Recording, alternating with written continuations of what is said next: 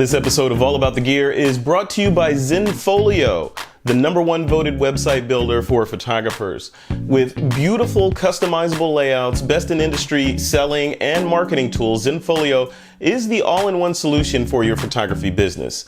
Use the exclusive code ZENGEAR for 1 month free of a pro-level subscription plus 30% off your annual plan at zenfolio.com. Build it beautiful, Zenfolio. Websites, proofing, and selling. Hey folks, welcome back to another episode of All About the Gear. I am not your host, Frederick Van Johnson. Although I am Frederick Van Johnson, the guy that helps keep the wheels on the car here at the TWiP network. As I said in the previous posts, there's a new kid in town that's taken over the reins for All About the Gear, and his name is AD Wheeler, who I just threw up on the screen there. AD is... I thought I was geeky. He's probably forgotten more about technology and gear and photography and all this stuff than I would ever hope to learn. So he has agreed to come on and take the reins of the show and rock it. And we decided that we would just do this quick kind of interstitial or intra episode of the show to introduce him and kind of get in his head a little bit as to what he's going to be doing on This Week in Photo, All About the Gear. AD, welcome to your show, man. Hey, thanks. Thanks for the introduction. You're welcome. You're welcome. It's one day before Halloween, so getting into my head, it's the perfect time of year. That's for sure. Yeah, I'm not sure if you want to be in there or not, but I'm in there. And for the listeners/watchers, I have to apologize to you because I have a new toy, as you can probably see, that is allowing me to switch cameras and do all kinds of crazy stuff because if you've been listening to TWiP, you know that we're gearing up to go live. So this is the software that we're going to be using for the live stream. So AD has graciously put up with my questions on live streaming and put up as being my guinea pig for this particular episode, which is also his first episode. Yeah, how about maybe doing a All About the Gear live at some point in time, and a hot new piece of gear arrives in the front door. We do a live unboxing. You never know. That'd be cool. I know a guy that can make that happen. I know a guy. Yeah. Make it happen. So man, come on, let's talk about it. So your show, All About the Gear. Let's pull back the onion skin a little bit and talk about how we started talking and all that stuff and what has gotten you excited about doing a gear show like this. Well, one of the things that has always been easy for me is gear, and even people aren't easy. Gear is easy. So I'm kind of a supernatural when it comes to any type of technology. If you give it to me, put it in my hands for 5 minutes, close the door, I come back out, I can show you how it's made, how it works, how everything goes. I'm not overly technical when it comes to the mathematics behind it, even though I understand it. It isn't something where I could be like, well, this is exactly 10 millimeters because, the distance of light that travels over a certain amount of protons, blah, blah, blah. I don't get that deep into it. I like the kind of more Zen thing about technology, which is weird, I guess, but which maybe makes me good for the show.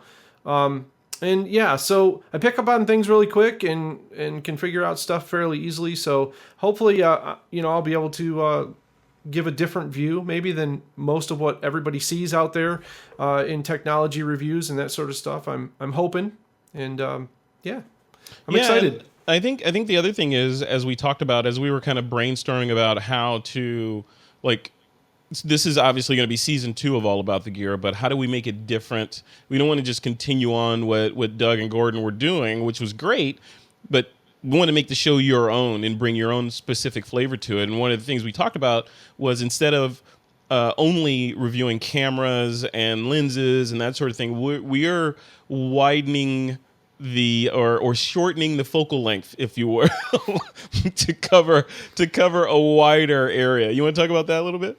Yeah, I'm super excited. The accessories, and I love gadgets, and I in fact on my desk right now there's like all sorts of, I have one of these on my desk right in front of me. Yeah, I'm sure you know what this Wait, is. what is that thing? Hold that up The again. the Leatherman, and Yes, I so have one of those. I mean, Yeah. just you don't go anywhere without one of these things. And as we were talking earlier, I have a hard drive here that I'm taking apart right now that I'm disassembling, and I just love gadgets. And so the fact that you can find a million different things out there right now for cameras, and so many things that I find that my friends, I've never heard of that. I don't. What is it all about? So I think the chance to be able to review these things and share my creative perspective on it, and try out some new things is going to be a lot of fun. And that's the thing that really gets me going, is that it's going way beyond just the cameras. It's all the little things that we have out there that support the camera tools that really make it happen. So One of the important things is, this idea that we hit on TWiP a lot, and that's like Mac versus Windows. We talk about this in offline a lot. There's the whole or affliction that photographers have: Mac versus Windows, Mac or Windows, iOS or Android, Micro Four Thirds or full frame, Karma or Mavic. It goes on and on. What are your thoughts? Share with the audience your thoughts on this or thing. Should photographers divide up into factions like World of Warcraft, or should they, be more open-minded? And I know that's leading the witness, but I'm going to do it anyway. Ooh, yeah, you did. You lead me right into it there, and it starts to be a political discussion, which we've all had enough of. I think that I like and more than or, and I think that PC and Mac, and I think Mavic and Karma, and each is going to have their strengths. I don't think anybody builds a product today that isn't thinking, oh, I want people to look at this and go, yeah, I couldn't use that for anything. I mean, part of the whole thing that they're building these for is for an audience. So I think the GoPro people are going to find that the Karma's exactly what they want, and the DJI people may think that, hey, I need to look at something different. Maybe it gets them into the GoPro field a little bit. I have both, and in a lot of things in my world, I don't have just a PC or a Mac. I have both, and I don't just have a Samsung phone or an iPhone. I have both, and I think that's pigeonholing yourself into just one direction like that. It can kind of, you can kind of get stuck in a rut, I think. And I think the thing is that you've got all these companies fighting for your creativity, so just enjoy it. And I don't think you have to be I think you coined the phrase. Do I have to be a PC guy or a Mac guy? I think it's just be a creative and enjoy it. Enjoy all the warring going on for your creativity. And I think that's the way people need to look at things. And that's the way when I review stuff, that's the way I'm going to look at it for sure. That's kind of, I'll tell you guys up front, that's what I'm about, is find the way you can make this item creative, and does it help when you're out there trying to be in the zone, trying to be creative, or does it get in the way? I think that's really the more important thing than brand for me, is that intuitive side of it. So I agree with 100%. And yeah, when people say, "Oh, people love labels," I don't know what it is about labels. You're fill in the blank guy, and I always say, no, I'm not. I'm a photographer. I'm just a photographer that tends to use tools to do whatever. Like they want to, like if I shoot Panasonic, so of course I'm a Panasonic guy. Not necessarily. I use their gear because it fits me for the stuff that I do. What you do is going to be completely different than what I do, which means you probably don't want to be wearing my shoes. You may not be hiking. You may be going to a job interview. So when people like try to pigeonhole you, and then online, I don't know, maybe you haven't seen this, but I see online people get rabid and upset if you don't make the same choices that they make. And especially in forums and YouTube comments, people will say things that they wouldn't normally say in real life, and almost seem like they want to fight you because you didn't make the decisions that they made. Do you see that as well? Yeah, I see a lot of passion out there. I think Passion, nice, thank you. yeah, I think people I think people sometimes maybe go a little beyond passion sometimes. And there's also good old internet trolls, and they're just doing it just to see what happens. So it's learning to sort that out and see what the differences are, and kind of, you can usually tell passion. People will argue with you, but they'll also see your side. And I think when you end up with a lot of trolling goes on, a lot of times they'll get into the middle of a conversation and argue, and then you won't hear from them again because they're probably just sitting back and amusing themselves over the whole thing, and not engaging intellectually in the conversation. And I think that most people, I think everybody's passionate about what they do. I think it's also a lot to do with both sides of the conversation. When you're talking to somebody about, a Canon or a Panasonic camera, I think that, if you start your line out with, well, I really like Panasonic because when I had a Canon camera, I just couldn't get it to work and it always failed me. And you're talking more about, you're just in it to diss the Canon, really. Let's hear about the Panasonic and why you chose it, and tell us the good things about it, and we'll make our own choices about other brands and other things we don't like. I think, So I think a lot of that goes on too, and it's just learning to communicate. And this internet world is still new for a lot of folks. So Yeah. I mean, it's weird because the internet is new and it's old, but there's things that keep happening and new technologies that keep popping up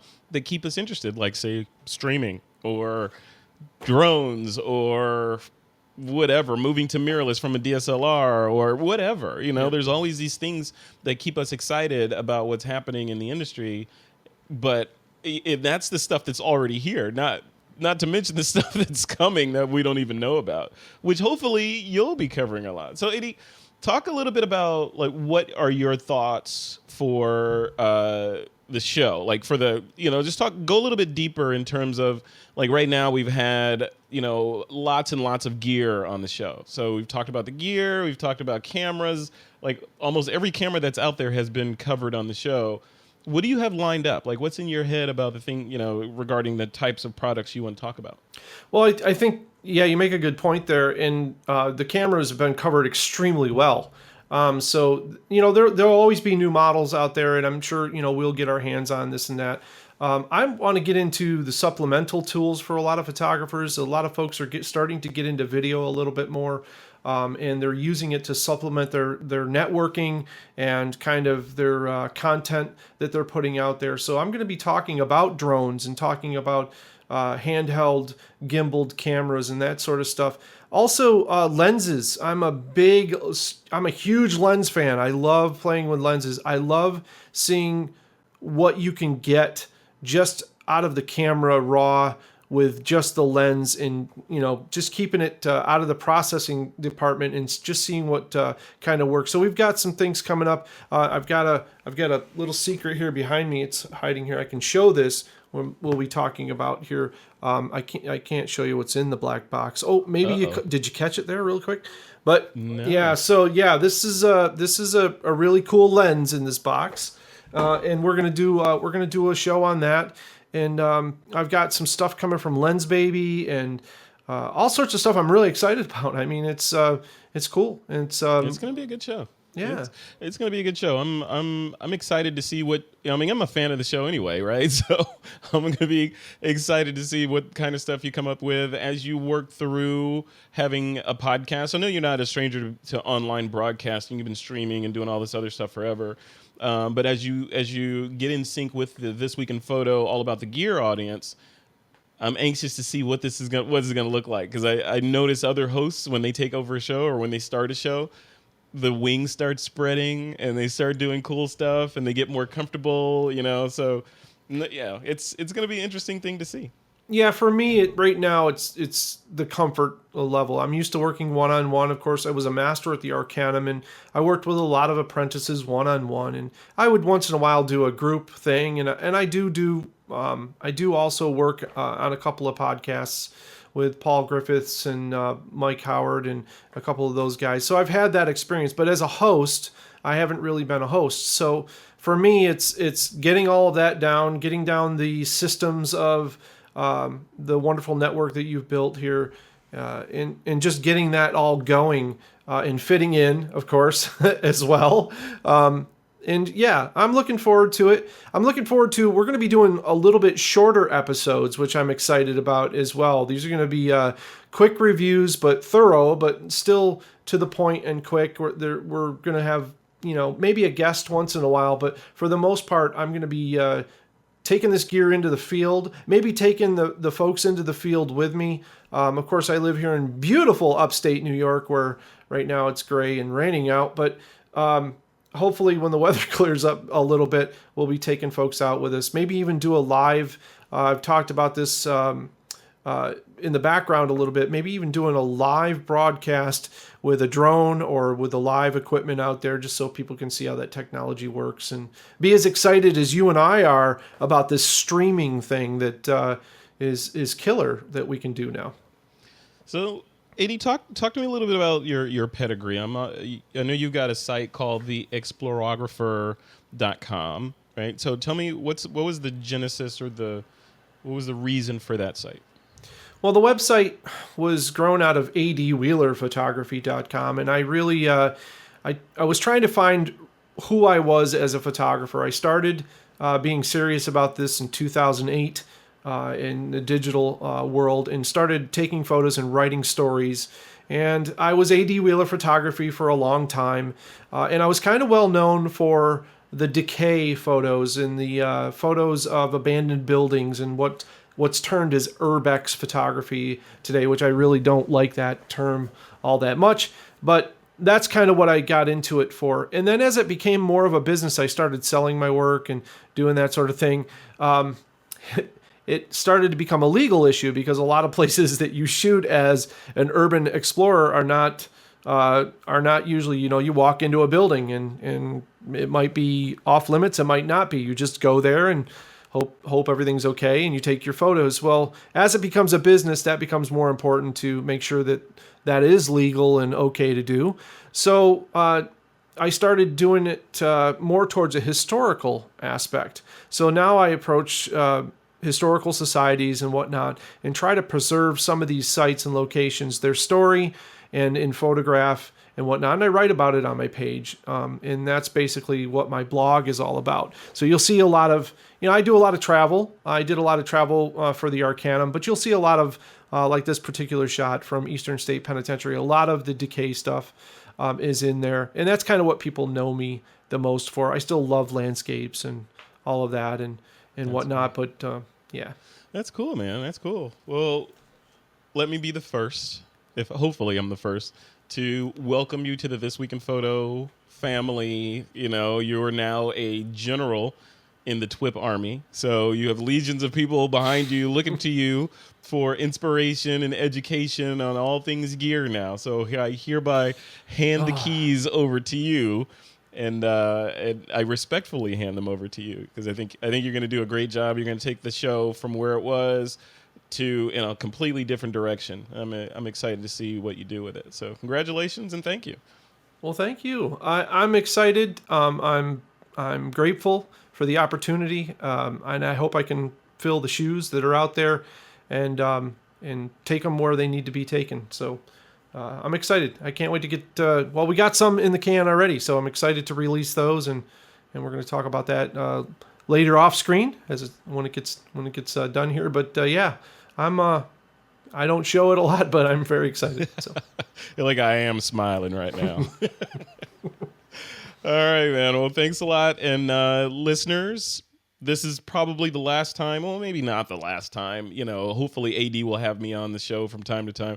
But this is the last time that I'll be hosting the show. This is the transitional episode of us handing it over to AD. So the shows that you see in this feed from now on will be driven by the explorographer himself. So once again, thanks to AD for joining the TWiP team, and we'll see you guys in the next episode.